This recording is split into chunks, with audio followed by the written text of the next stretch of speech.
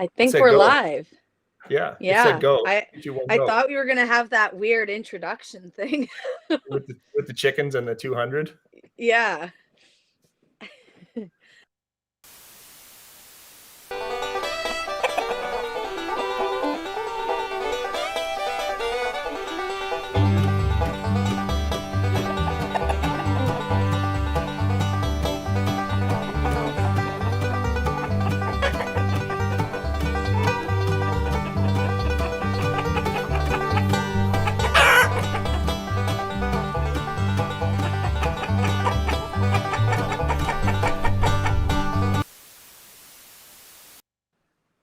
Whoa.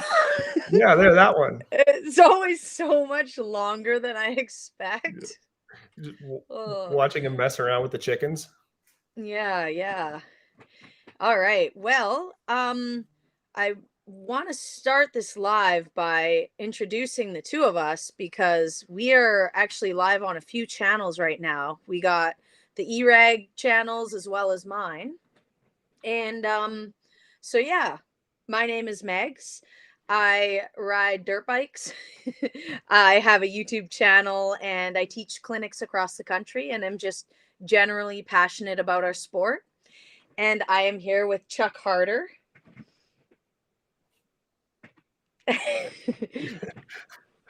I fix dirt bikes. Okay, so we're gonna expand on that a little bit. Chuck is a really, I'm speaking for myself here. Chuck is a really amazing mechanic.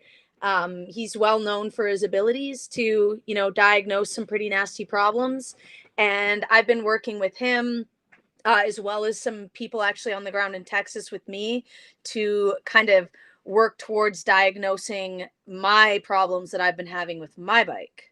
So that's Chuck. I I keep gesturing in the wrong direction because the camera's mirrored. Yeah, yeah. I'll never learn. I don't know why it does that. Yeah, oh, we'll get used to it. Um, so yeah, I'm thinking we should get started by kind of, I guess, getting everyone up to date on what these problems have been and kind of where we started and where we're at now. I know a lot of people have been asking me, what did you find? What are your findings? Is the bike fixed? This, that, the other thing. So, um, yeah. Yeah, you've been dealing with this problem for like 6 weeks now. So the bike's been bad for about 6 weeks, like really noticeably bad. But I did notice the problem starting in about June. So the problem being my bike getting hot and overheating when it shouldn't.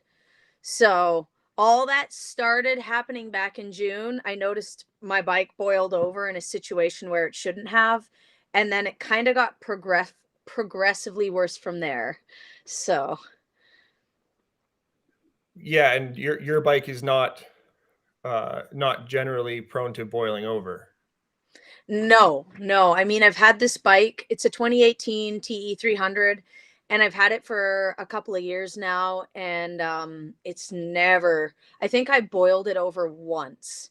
And I was riding some crazy boulder field or something. It probably in 100 degrees and Mhm. um other than that it would never overheat ever. So once it started overheating every ride, even if it was just a flowy ride, I knew something was wrong. And then it started getting to the point where it was clearly running lean, and acting up and just simply not running well at all.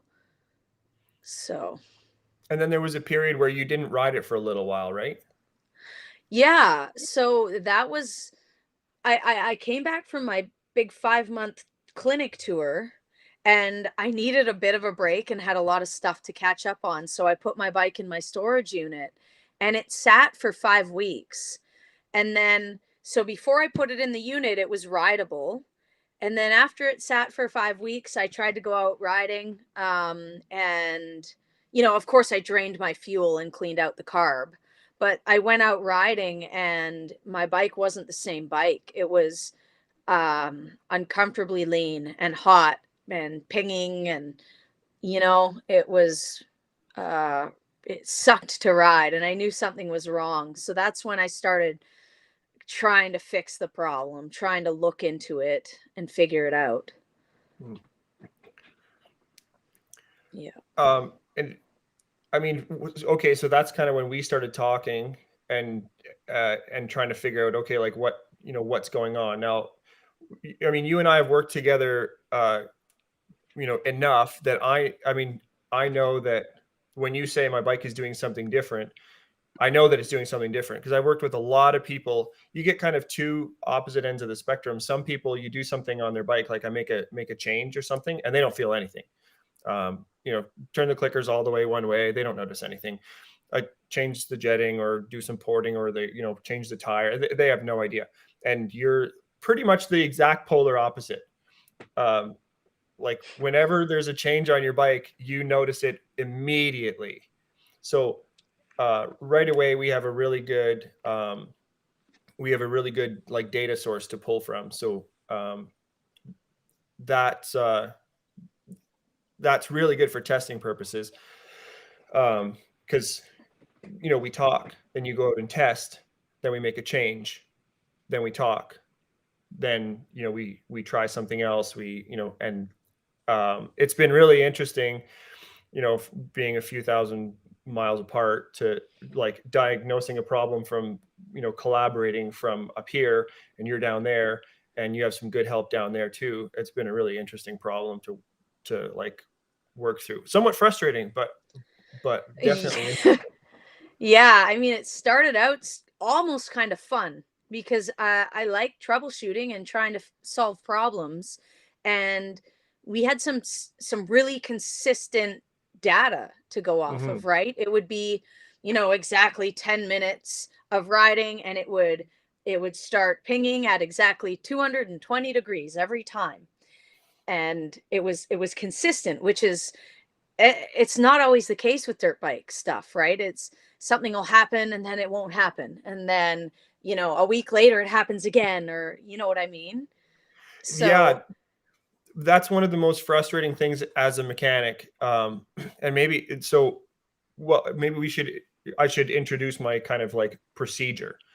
yes. Um, so whenever I get a bike in, somebody brings me a bike that has a problem, or when I have a problem with my bike, um, I have a specific procedure that I always follow.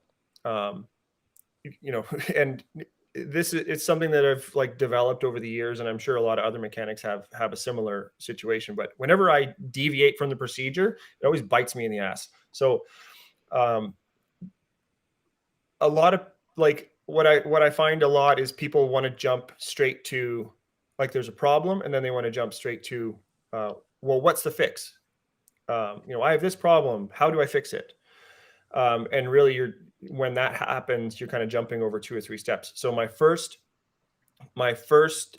step in solving any mechanical problem is verifying the problem. And that's what you were just talking about. We could verify the problem. The bike ran well when it was cold, and then 10 minutes into the ride, there was a change that happened. We don't know what the change was exactly, whether it was, or at that point anyway, we didn't know like, is it running lean, or is it getting hot because of some other reason, or um, like at that point it's not, we're not talking about diagnosis, we're talking about verification. But we were able to verify very accurately, you were able to verify very accurately, like 10 minutes into the ride on this trail in this temperature, you know the the rad temperature, you had the temperature gauge, so at 220 degrees it started having this symptom and it was repeatable. And that's a step that a lot of people skip. They're just, they experience a symptom one time and then they try and fix it. Yeah. And so that's always step number one, is to verify the problem and get it repeatable. Um, so uh, we were lucky in this case that you definitely had a very repeatable problem to verify. Lucky. Yeah. But Yeah. it repeated itself for 6 weeks. Yes, it did, and it was nice because I I knew for sure. It wasn't just in my head, you know. Um, it was happening. And I had multiple people ride my bike as well and verify that yes, it is acting lean, it is acting hot. Mhm. Um, so And this problem, if the problem with not doing a very solid verification step is at the end when you've solved, well, when you've made a change and then you go to test, like we'll come back to this later. And if you haven't verified extremely specifically, then um, it's really difficult to know if you've actually solved the problem or not. right. Yeah. And we're having that issue. I will get into that later, but Yeah. the end result that everyone's looking for isn't going to be as exciting as everyone thinks because I don't have the answers, at least not all of the answers. Yeah, not all of them. And that actually, we maybe we should back up a little bit because before you start, or before I start any repair procedure, before I start verifying, what I need to know is what is the goal. And so, like you have different goals with your motorcycle. What is the objective? Your objectives are different than somebody who's riding, once a month or something. So with you, you Hmm. got clinics coming up, and you need a bike that you can ride. So whereas, like I have another bike here right now that it's not going to be ridden all winter. So with this bike, I'll do I'll do one little thing on it, and then I'll communicate again. I'll talk to the rider and be like, okay, this is where we're at, and this is kind of what it's going to cost, and this is where we're at cost wise. This is where we're at, mechanically. Then he'll be like, oh, okay, let's move on and do this next step. And then, so we're going to work through it over probably several weeks. But with you, if you have a clinic coming up, like we can't do that. So Yeah. sometimes it makes sense to skip some steps. If, you know, like racers, instead of trying to figure out what's wrong with the motor, you know, half an hour before a race, we just change the motor and then Yeah. make it work. Yeah. And And that's we kind did a of, little bit of that with you. yeah. I mean, at the beginning, it was, make one change at a time and then ride it and see what happens, right? Because soon as you make two changes at a time, you don't necessarily know what has fixed the problem if Mhm. something's been fixed. And I wanted to keep it that way, but weeks are going by and I'm getting closer and closer to my clinics and the bike's just consistently crappy. And yeah, it got to the point where I said, screw it, I'm swapping the motor, right? So swapped the motor and the problem didn't wasn't fixed. So Mhm. you'd think, oh, okay, that's simple then. It's got to be only a couple of things, right? The wiring harness, or the rads, or the hoses. I hadn't swapped those three things. Mhm. And but I'm running out of time, right? I'm getting behind on my content. I'm not doing my job. So it's like, well, I'm going to do all these. I'm going to swap it all right now and alleviate the problem Mhm. completely. Well, and so this step that you're talking about right now, a lot of people think about it as the repair step in the procedure, but it's really what that step is the diagnosis. So Yeah. um, it's okay. We verify that the problem exists, and then we come up with a hypothesis as to what the problem could be, and then after we come up with a hypothesis, then we do an experiment and we test that hypothesis. So man, we tried all kinds of things, like, okay, well, maybe it's running lean. Okay, let's try and richen the carburetor up. So we have a hypothesis, it's running lean. um, the experiment is, okay, we add more fuel and see if the symptoms change. um, and that obviously failed. So okay, that's debunked. It's not, that was not the problem. So then we go in this constant feedback loop of hypothesis, experiment, result, hypothesis, experiment, result. And that's we did like a lot of that. Right. And we went further than just, trying to jet it differently and get it better. We went as far as okay, just in case this whole carb is faulty, we're going to try a whole nother carb and try to jet that thing. Oh, maybe this one's faulty too. You know, like I went through right now, I believe I'm on my fifth, I can't, it's fifth Yeah, carburetor. It's mirrored. yeah. um, but I know I'm jumping ahead a little bit right now, but my bike is running decently well right now. It's not perfect, and I'm on a fifth carburetor to make that happen. So, I mean, it's been a little more, it's not been as simple as just fixing a motorcycle. This has been a really hard to find problem, hard to diagnose, and I think people have underestimated, you know, how intricate an issue can be on a simple machine sometimes. Yeah, and um, that the problem with that is like we because we're in this constant loop, like we haven't come up with a solid diagnosis. We haven't been able to run an experiment that yields solid, um, solid, like good quality results. Yeah. So everything that we're changing, all the parts that we're changing, everything we're just like looking for where is the problem coming from. Yeah. So you got verify that, like, first of all verify, then diagnose. Then the next step is order the parts. So once you have a diagnosis, um, that's the appropriate time to order parts generally. Now, with your case, we needed to order some parts in order to run some more tests to get a diagnosis. So like that can be okay too. Hmm. Um, but generally what you want to do is verify, diagnose, then change parts or do the repair, like do the work. And that was what I mean. We've done that as well as part of this whole thing with changing the crank seals on your bike too, because we were able Right. to we were able to verify and diagnose that it was burning transmission oil, um, and so we changed the crank seals, and then it is now hopefully not burning transmission oil. I mean, you're running a whole different motor now, but Right. So, well, yeah, running a whole different motor. For a while there, it was smoking so much that I thought I was burning transmission oil after changing the seals again. And this time we changed the spacer and the O-ring on the wet side mhm. as well. So it was like this time it's good, you know. Yeah. Um, but it's been so weird because it's been running lean and hot yet smoking like a chimney and just giving off all the wrong vibes.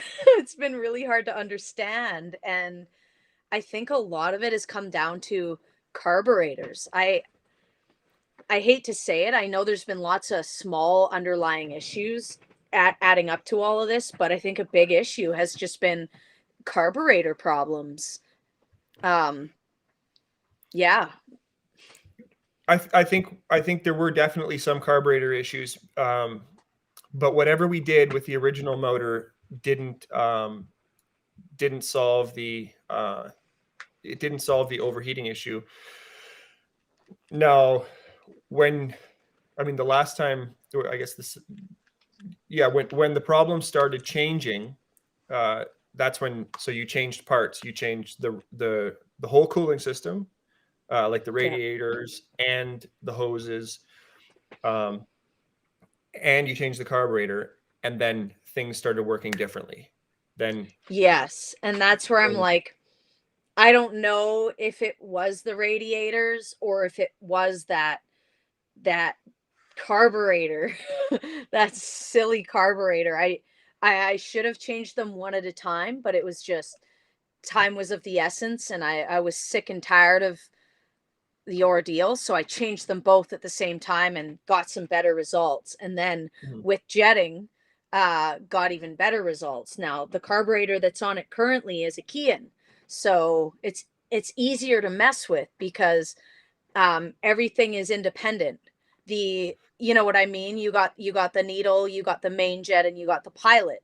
You can mhm. adjust all three of those independently without messing with one of the other ones. Whereas Mhm. before I was messing with lectrons and smart carbs and other electrons, and um, every time I tried to make an adjustment, I'm adjusting something I don't want to adjust.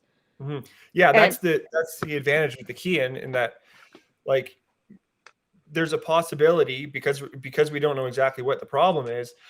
There's a possibility that it's running lean in the mid range and running rich on the bottom, or any combination of like of main, uh, needle and pilot. And yeah, with changing a metering rod, you're basically changing the whole spectrum, and it's very hard to diagnose very accurately when you have such a complex problem.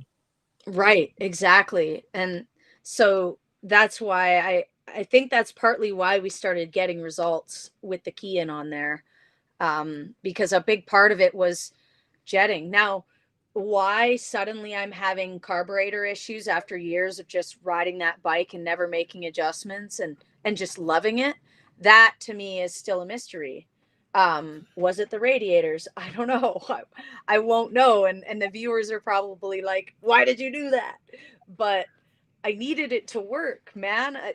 It's been Well, destroying me. that's you always, that's like I said at the beginning, is like you always have to, and we talk about this at clinics all the time, with it's the same with riding techniques and gear and suspension, and you, you got to take your objectives into account. And right now the objective is, we need you to have a working motorcycle for your clinics. um, Yeah. so that's, you have to weigh, like, okay, do we spend more time messing around with diagnosis, or do we change a whole bunch of things and then hope the problem goes away? And it's a gamble. It is a Hmm. gamble, but with such a complex problem, sometimes it's like, okay, we need to throw some things at it, and see what happens, and to get a functional situation. Right, and to save my mental state. Yeah. Yeah. That So, that bike was inches from being in the dumpster. yeah, yeah. The other frustrating thing is, um generally with wrenching and like with diagnosis, you're looking for one problem. um it's not very often that, um two failures happen at the exact same time, um, and cause a single issue.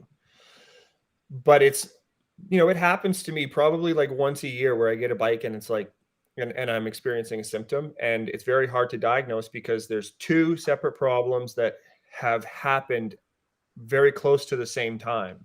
And when that Mhm. happens, like, the complexity of the problem just goes like way, like, it can be very frustrating.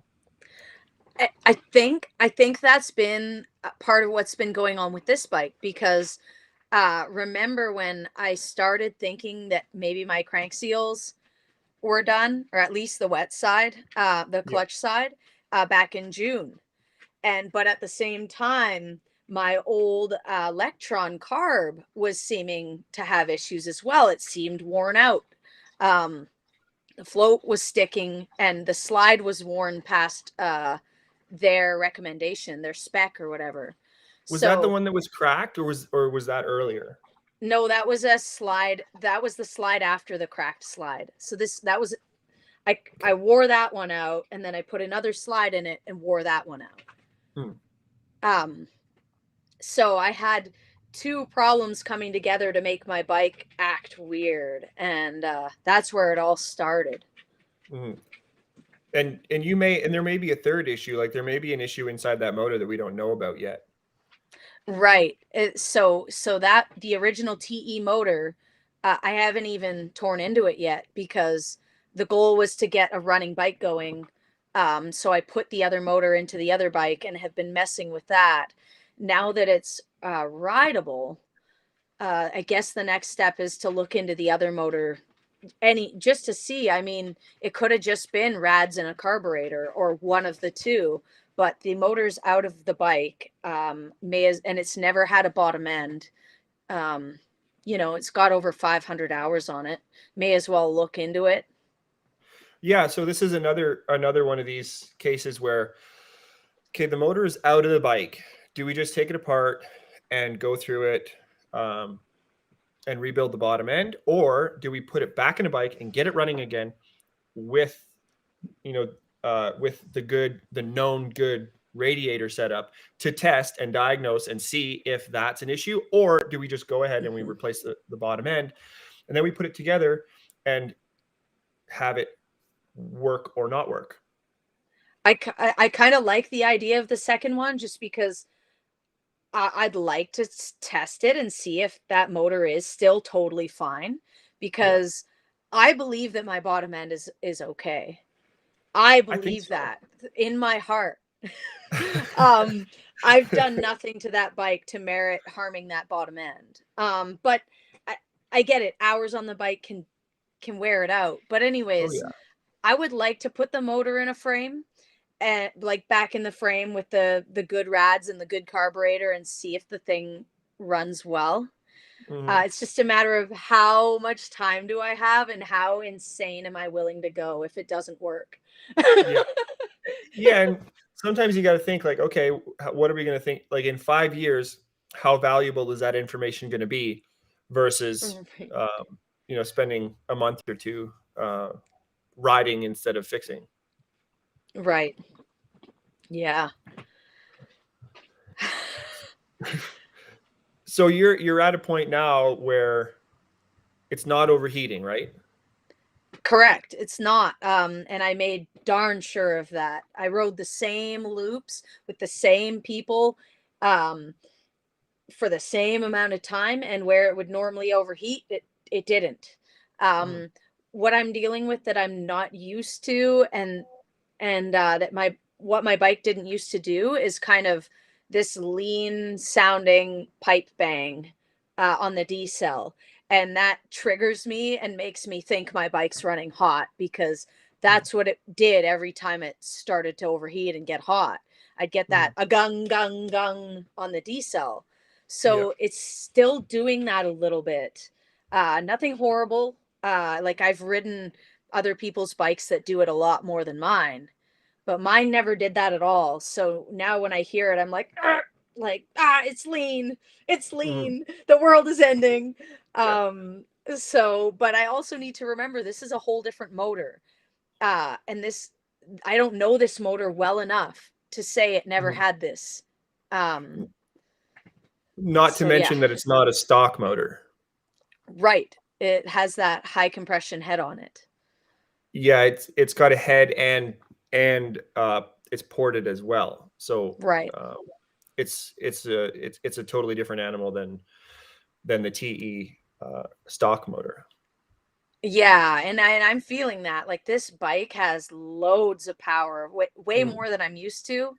Um, it got to the point last weekend I was jetting it with my friend Cole and Jake. That they've been helping me through this whole thing as mm, well. And Cole got it like really jetted well.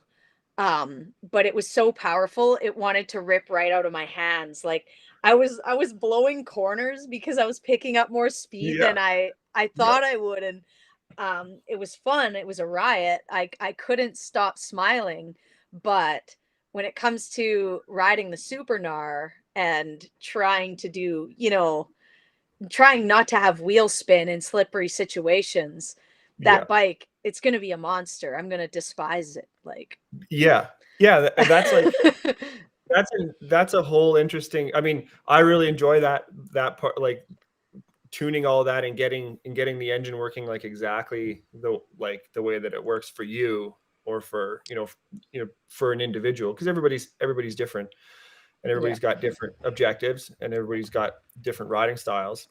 Um, and I mean, you got clinics coming up, but I'm sure that we're gonna at some point dial the motor back so that it's smooth and torquey and not and doesn't put quite so much of a smile on your face. Right. I mean, for the clinics this weekend, at Red River, um, I'm probably just gonna have the bike as is, and Mhm. like it'll be fine. I actually jetted it crappier, if that makes sense. Like we got it to a point where it was running really, really well and it had so much power. So I actually made it leaner and for whatever reason, like it's not bad lean enough to make the bike hot or anything like that, but it made it a little more mellow.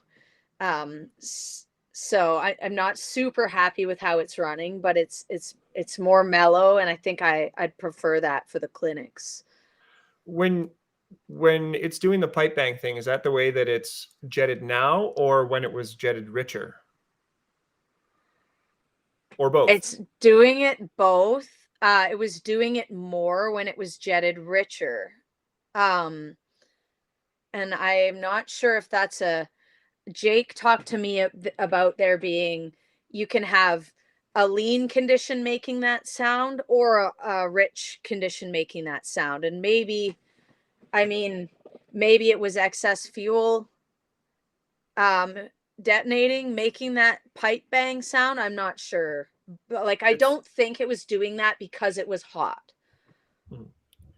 Well, you said like you could feel the way it was heating up before. It was like you could feel the heat like on your Yeah, legs, right? it was like melting my legs, and Yeah. I could feel it in my boots.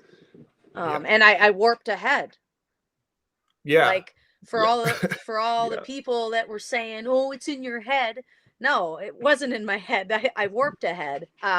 So for a while there, I didn't post any of the footage, but one day I went riding and I was burning coolant and it was just white smoke all day. And it was really hard to keep the bike from stalling. And it was just a struggle, but I had to get the content. For my YouTube channel. It was my only day. So I wrote it like that. And then I got it apart after that ride and coolant all over the top of the piston. Mhm. Spark plug was squeaky clean. Mhm. And it's like, oh, well, now the head's warped from all the testing we were doing to see if it truly was getting hot. Mhm. We got it hot. Well, I'm when I mean when you and I talk about bike issues that are having, I mean we've worked together long enough that it's like I don't have to wonder if you're feeling it or if it's like an actual thing. Um, Right. say but in the spectrum of feeling stuff on the bike versus not feeling stuff on the bike, like you're definitely the princess and the pea. Uh, Right. Well, and I know that bike like the back of my hand, right? I've had that bike for years now, and I've had similar bikes prior for multiple years. So I've never had issues with 300s overheating. And as soon as that started happening to me, especially when I wasn't even doing anything worth, mhm. you know what I mean, just flowing through the trails and it starts to overheat. It was just like, no, something's not right. It's Yeah. not right. No, and when you say it's not right, I know that it's I know that it's not right. Right. Um, and stuff like I mean, I have a 300 and I have like my head is pushing more compression and it's more aggressively set up than yours and I have never boiled my bike over. Sometimes it gets a little bit hot, but I don't even like I don't run a rad fan. I don't run any special kind of coolant, nothing like Right. that. A 300 two-stroke does not need a rad fan. If you're running a stock motor, like they just don't run that hot. Right. And I think a lot of people find that hard to believe because I dealt with a lot of comments saying it's because your fan's not working. Yeah. And I'd like to yeah, I know in my heart that that bike would run perfectly fine with no coolant in it at all for a long time before it exhibited symptoms of it being hot. Yes. Yes, Never that's mind true. needing a fan. I understand the need for a fan if you're racing extreme enduro. Like, yeah, of course, give your bike all the chances in the world to stay cool. But the not having the fan on my bike was not a cause of any of these issues. No, and um I think the rad fan is kind of I like the way that you said it, like give it every chance that it gets so that in case you overheat, in case something goes wrong, you have a rad fan. Um, but it's kind of like, I like to think about it as fixing the problem on the front end versus the back end. And a lot of people don't think about fresh fuel and air coming into the cylinder, especially fresh fuel. Fresh fuel comes in and it cools the engine. And if on a 300, with a 60,000 squish setup, or like, if you're running 150 psi, which all the XCWs, all the TEs, they're all running roughly 150 psi. Like, there's no reason that should overheat if it's jetted correctly, Yeah. or if the fuel map is correct. There's no reason for a 300 or a 250 to overheat. Like, the bike can sit in the parking lot for an hour and not overheat.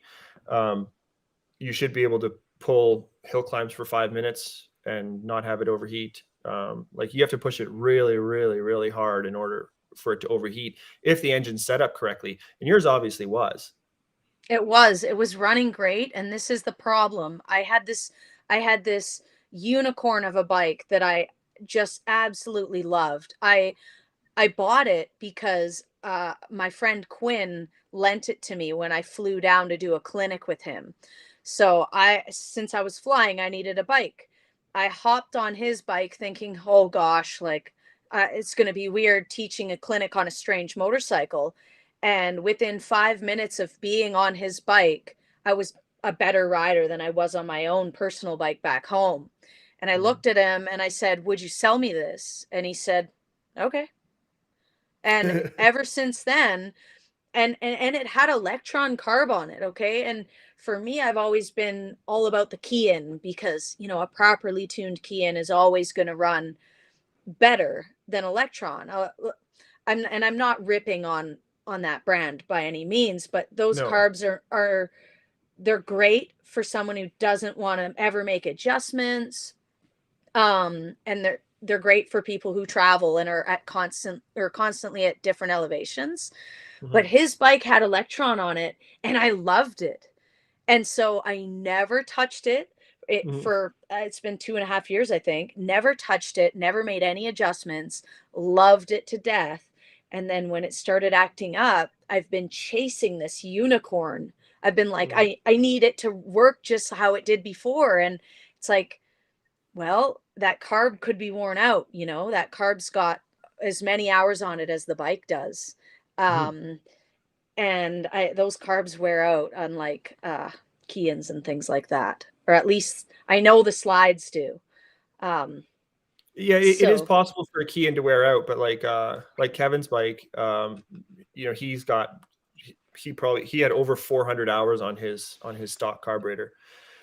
Um, so key-ins do wear out as well. But right. it comes back to that objective thing. Uh, like I had Electron on my bike for the better part of a season, and I liked it in some areas and not in others. And I Hmm. ultimately went back to the key-in because uh, I'm I like my bike to run like really in a really specific way. And the needles that were available, the metering rods that were available, didn't quite suit what I wanted to do. Yeah. Um, although, like, you're exactly right, the bike ran the same, like, every weekend. It didn't matter where I was riding. I mean, I wasn't changing elevation a huge amount. But if your goal is, like, riding at different parts of North America every weekend, you don't want to deal with jetting every weekend. But somebody who's riding at the same elevation every week, um, it might make more sense to have a key in. It depends. Right. And I would be willing to jet my bike every weekend if it meant ultimate performance. And that's why I was always on the key in side of things. But I had that carburetor, that electron that was on my bike was magical. It had Mhm. the crisp, like instant bottom end power that I loved, like right off of idle.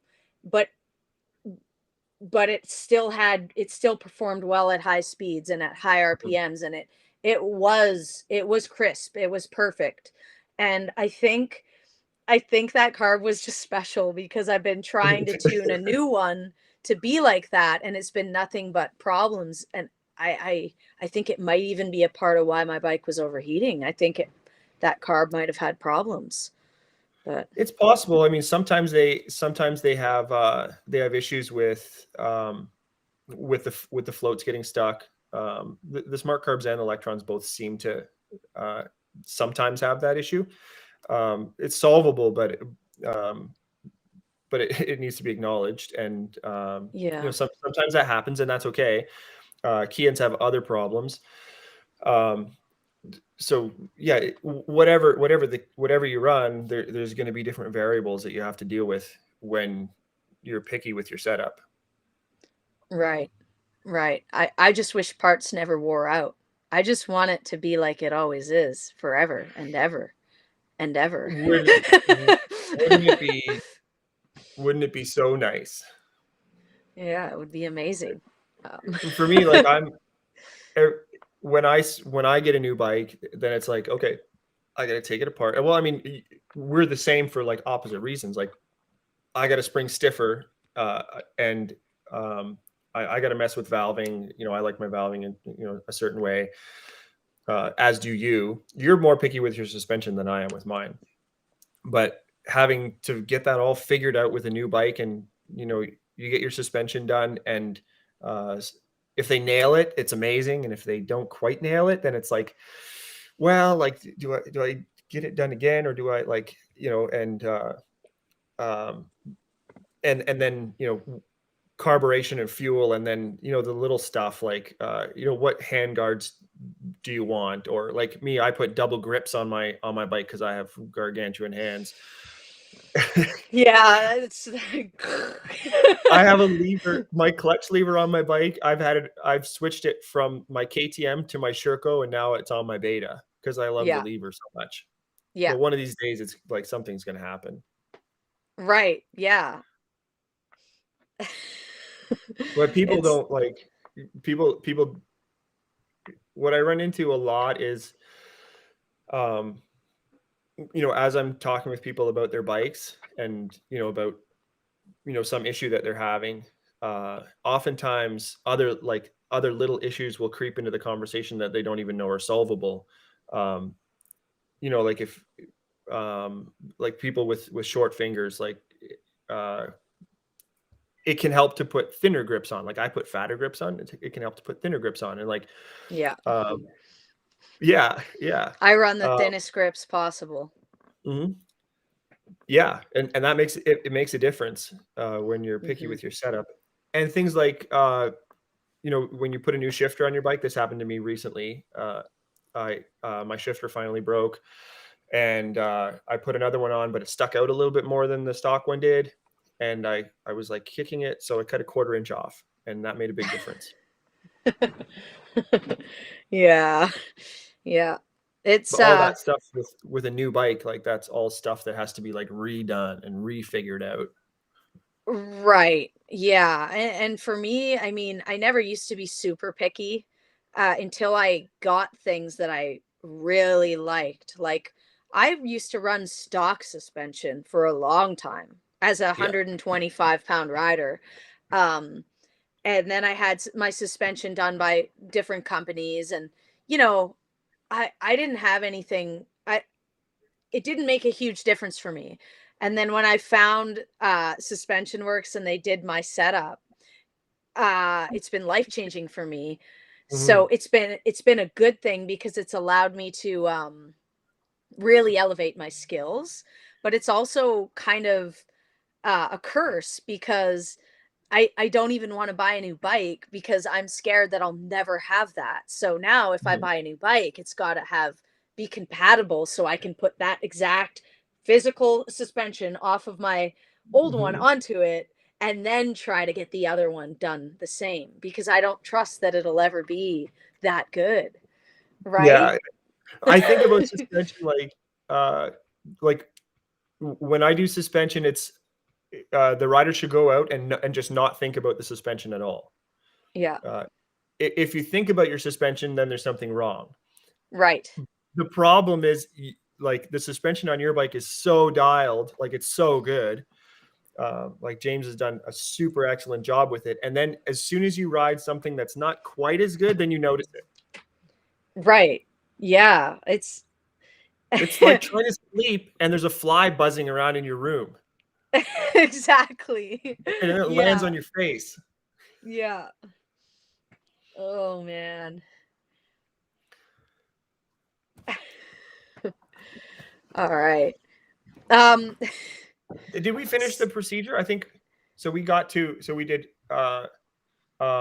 verify, diagnose, repair. Uh, and then did we talk about testing? uh no, because well, kind of. With the stage we got to with my bike was kind of testing, but not really because we don't know exactly what.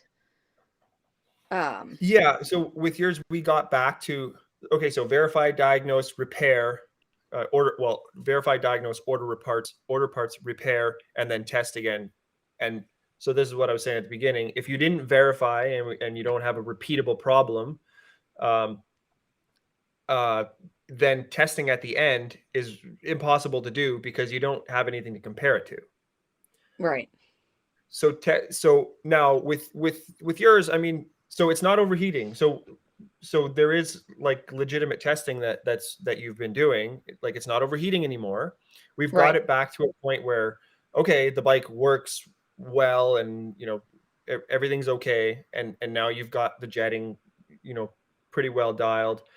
Um, Now the next, I mean, there's always a next problem, but the next problem, is like, okay, now we just need, now we're back at like a neutral zone, and now we can tune um, to get the bike working better for the way that you want to ride it.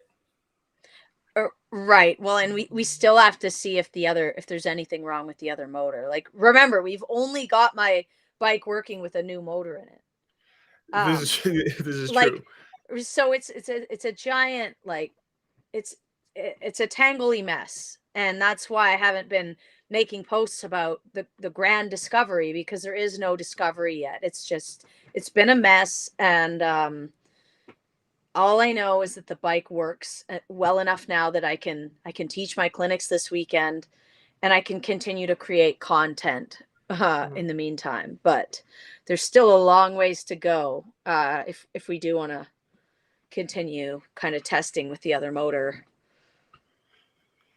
Yeah, and well, also with this motor too, right? Because we need to drop the compression down a little bit and do some motor changes and stuff. Um, Yeah, yeah. I need a stock head for that bike. well, the TE, you um the TE head is it's it's stock, right? And like it was warped a little bit, but Yes, but Jake fixed it. yeah, But it's not like it's not like a brand new stock head. yeah. For testing purposes, it might be better for me to order a new one, but I think I could try the TE head. It'd be worth it. I think it'd be worth it. Because like with the setup, we need to change the base gasket as well. And what'll be really interesting for me anyway is because it's ported, it's not going to be exactly like stock. But hopefully, what we can do is like when I port an engine, the idea is to get it to work to work more efficiently. Hmm. So take all those little bumps and stuff out so that the air flows around like an airplane wing kind of a thing. And it atomizes fuel. So hopefully, what we can do is get it working better than stock, so it's more torquey down low and smoother than stock, if that's possible. It's possible, Is it but it's though? just Is it? I'm not sure if it's possible to get this motor running better than the other motor was when it was perfect. Like, oh, it's not a I'm question just of if it's possible. It's a question of do we want to put the amount of work in that it takes to do it. right. I mean, it would be worth it in the long run if I could have the bike the same or better. Um, Mm. I'm just negative. I have like PTSD over this whole thing.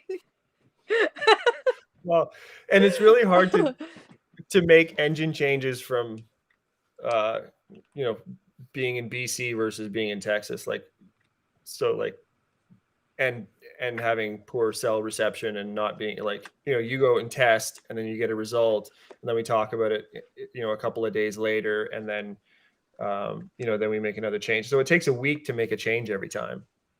Well, and especially because I find that I have to go to my riding area to do testing because Yes. anytime I try to test it at Jake's shop or at my storage unit or anything like that, I don't put it in the conditions that it needs to be put into for Mhm. testing.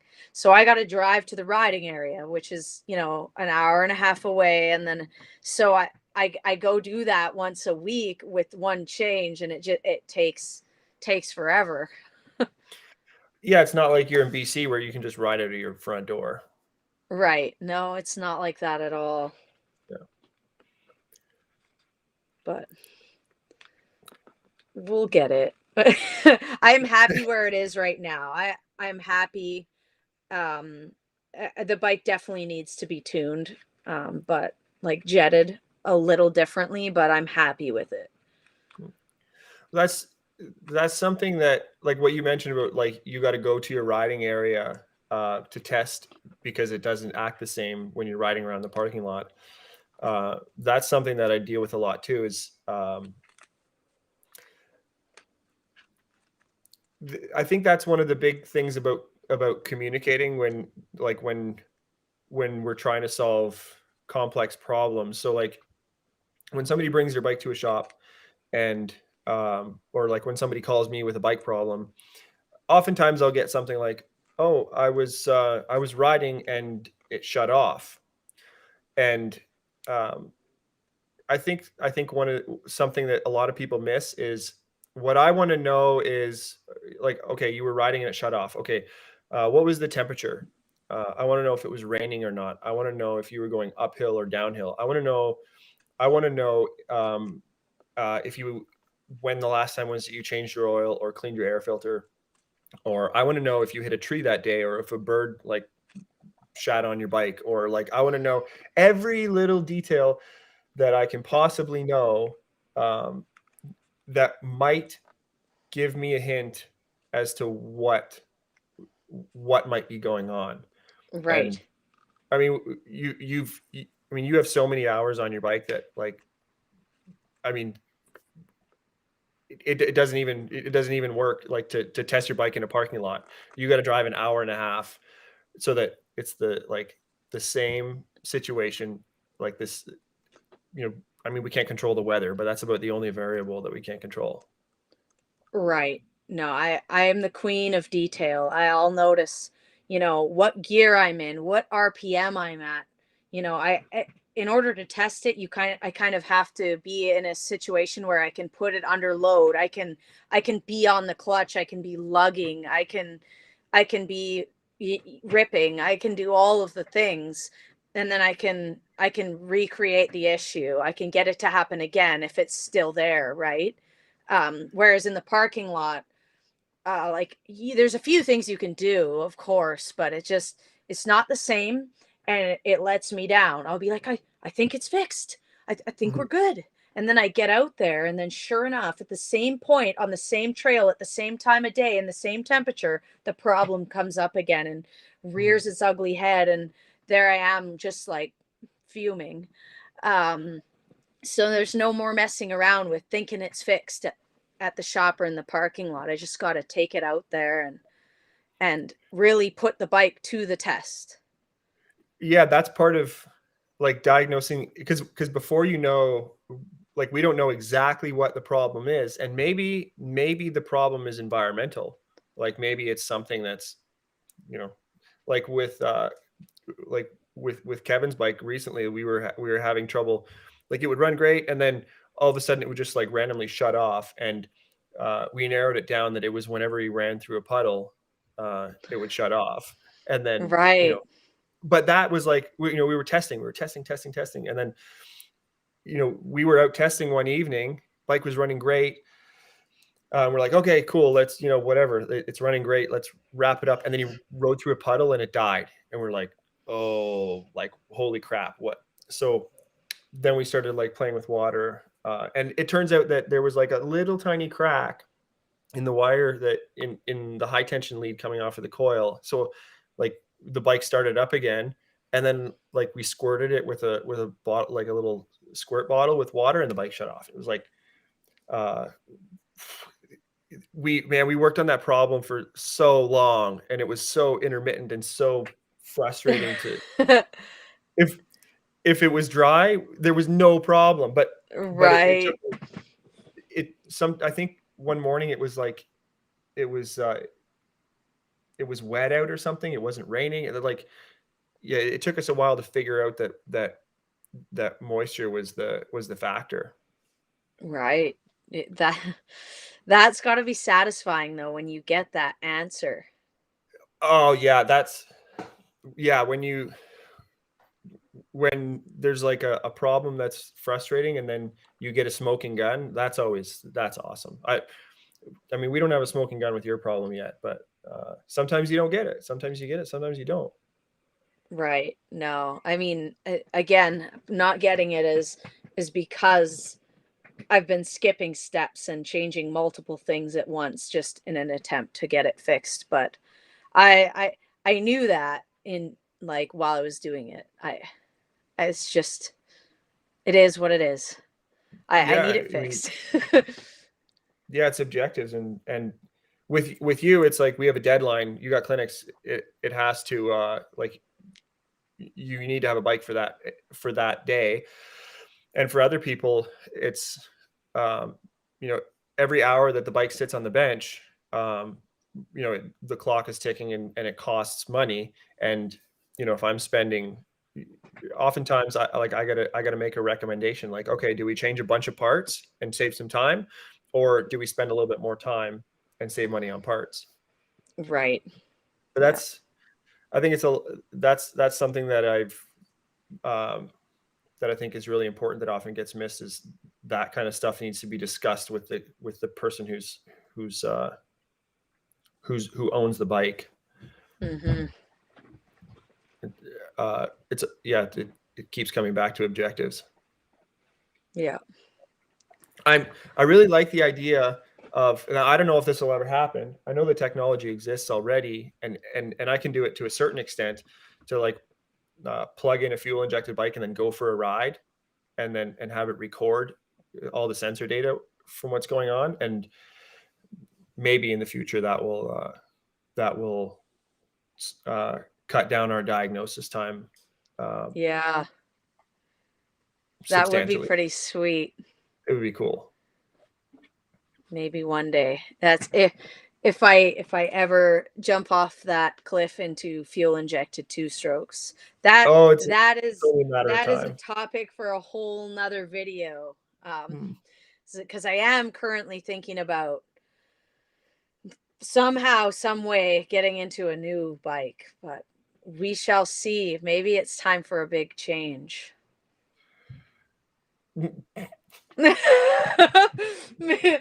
Oh man.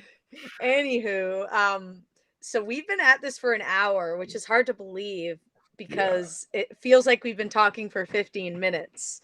Um, but I did mention on my platforms that people could send in a couple of questions if to ask you, Chuck, um, that are just related to bike issues or whatever. I made a little list here. Okay. Do you want to cover just a couple of them before we call Yeah, it? sure. Sure, let's do it. Okay. Ground under. Good day. Who is Chuck Harder? So I'm gonna answer that real quick because I know Okay. we introduced you at the beginning, but I forgot to mention that Chuck, he has his own business. It's called True Tech, and so he is a fixer of all things motorcycle. And do you do other things too, other than bikes right now, or is it just No, not currently. I love things with two wheels and motors, and I feel like I feel like it adds value because I specialize in things with two wheels. I'd rather do a small amount of things really well right? than Awesome. I don't Um, fix lawnmowers and generators. so Chuck is the guy you want to take your bike to. Um, if you want it done right, you don't have to worry about dirt falling into your motor or things getting stripped or issues getting swept under the rug with Chuck. Not trying to embarrass you, but he really is one of the best mechanics I've ever met. And he is a big reason why I've learned so much about wrenching on my own machines. And yeah, so that's Chuck Harder. Okay, so I started writing these down and then I got distracted, and they're actually on my Instagram because I Okay. am a dummy. So let's just I'll pick one more. One Okay. more. Um hmm. There's a big one there. We're gonna save that one for another day. Hang on. Bear with me. Um Gosh, I'm so unprepared. Okay, here we go. Now, do you want to answer the oil thickness one, Chuck? What is it? All right. So this is from Hard Enduro Bosnia, and Let's get he's some wonder. let's get some oil thread happening in the comments. Yeah. So we'll be going for another hour. Yeah. So he says oil thickness, effects on clutch feel, gradation, gear oil versus engine oil, and so on. So Okay, so I think I should answer part of it and you can answer another part of it. Because okay. you recently had an issue between gear oil and engine oil. Um, Yep. and so I'll let you talk about how that felt. Okay. Um, uh, but what a lot of people don't understand is that there's two ways of um, identifying oil thickness. So you have your typical like 10W40. So the W in 10W40 does not stand for weight. It stands for winter. So the guy that invented it, his last name was Winter, I think. But so a 10W40 is roughly the equivalent thickness as an 80 weight. So 80 weight is a straight weight oil. As it warms up, it gets thinner. So 10W40, there's a spectrum. So when it's cold, it'll act like a 10 weight so that it distributes quickly. And when it's hot, it'll act like a 40 weight so that it has the shear strength and the like abrasion resistance and stuff. So a lot of people get confused when they're talking about 75 weight or 80 weight. And they're like, well, that sounds way thicker than a 10W40, obviously. Well, it's because there's two different units of measurement happening at that point. So, and then you also have, so the difference between gear oil and engine oil, broadly speaking, is that gear oil, uh, like maybe I should specify, like car oil, some oils have friction modifiers in them, and oils that are designed for wet clutches don't have friction modifiers in them. So if you're running an oil that has a friction modifier, it's slipperier, and it's gonna and it's gonna act differently in your clutch, and it can potentially damage your clutch. So that's the difference. Like a lot of people talk about like Rotella or diesel oil versus car oil versus motorcycle specific oil, and most diesel oils don't have friction modifiers, so it's not going to damage your clutch. And there's other pros and cons to running them, um, but that's the main difference. So you were recently running an oil in your transmission in your clutch that had a friction modifier in it. Okay. So we're gonna backtrack. Sure. As soon as when I first moved to Texas, the first shop I went to, I don't even remember what it was called, and I'm not going to mention names anyways. But I went in there looking for my Bellray gear saver. You know me, I'm a creature of habit. Bellray gear saver works great, and so I stick with it. And they were like, "Oh, we don't have gear saver. We don't have Bellray." And I was like, "But I need it." And they were like, "Oh, don't worry, we have something better." And I had red flags going up for days because Alarms. um right. And they gave me this oil. I can't even remember what brand it is. What is the brand that's a black bottle with purple writing? Maxima. Yep. Um but it was differential oil for like gold wings. Okay. Mhm. Now, don't judge me. All right. I had to buy it because I was in a pinch and I didn't know. I didn't know. I put it in my clutch, and so that oil has the additives that we're not supposed to have in our clutches. And those additives make your clutch slip. And it also soaks into your friction plates and can damage them. So, Yes. anyways, I had that in my clutch, and I noticed right away it wasn't good. And I noticed soon enough where I drained the oil and then I flushed it with um, proper Bel-Ray, and I saved my plates. I didn't have to replace them, but I noticed it. My clutch was slipping. It was acting weird. It was super horrible, and that's why you don't want to run the wrong oil. And yeah, so lesson learned there. Don't run Goldwing differential oil in Mhm. your clutch. It's not good. I feel like that's a pretty good. That's pretty. I feel like that's a very practical answer. So, like, you noticed right away that you could feel the difference. Your clutch was slipping like crazy, and that's because of friction modifiers, and there's two different viscosity units when it comes to oil. So, yeah, that's Right. all that I have to say about that. Okay. There's a little piece of information before we call it a day that I think is really valuable for people who are in a pinch and they have to go to like Lordco or AutoZone for gear oil, because we've all been there on a Oh yeah. Sunday, right? Can you Yes. do you want to tell them about the symbol? And okay. Yeah. I'll grab some. Where do I have? Let's see. I'm looking for the symbol. I know you have a big old jug of diesel oil in there somewhere. Oh, I got all kinds of stuff hiding in here. Uh, Man, this doesn't even say it.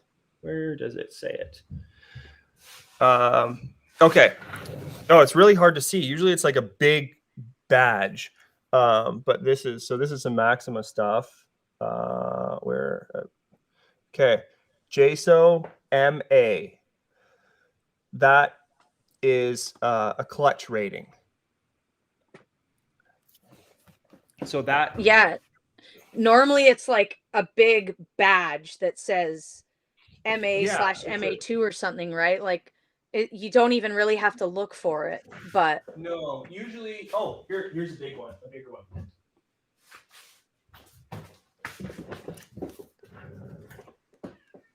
MA. nice. That that is the clutch compatibility badge. That means it's safe for your clutch. And there's MA and there's MA2 and like there's a whole bunch. So there's like JSO. The two main um, oil rating um, systems are JSO and API. And if you Google them, you'll get a whole like it says it shows it really clearly. Um, but so JSO and API are two different standards of rating oil. So if you ever need to get oil and the brand that you normally use is not available, that's actually an excellent point. Um, that for the clutch rating, you want to look for that MA symbol. Right. Otherwise it has those dreadful additives in it that aren't good for clutches. Yes. Cool. Um I wonder so if I wonder if this Rotella has it.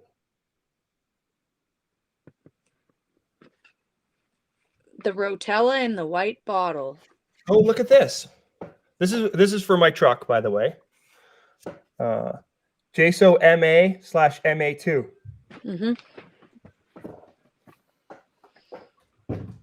So Nice. this is my truck. My truck oil is certified for clutches. Yep. Awesome. Um So I think we'll wrap it up before we bore everyone to death with our clutch information. Mhm. But yeah, it was an absolute pleasure, Chuck. Thanks for coming on. That was a good one. Oh man, yeah. I mean, we always have a good time when we talk about nerdy tuning things. And yeah, Yeah, for sure. Well, the next one is going to be really good, and I think the viewers are going to love it. So, yeah, we guys, got some ideas. we have some really cool stuff in store for you. So, we hope to see you again soon, and just thanks a lot for being there in the comments. I wasn't able to read them all. I'm sure there's probably plenty of inappropriate comments, and Mhm. hopefully plenty of mature good ones. So, we appreciate you guys being here. Yeah, thank you for spending an hour talking. For sure. All right. I will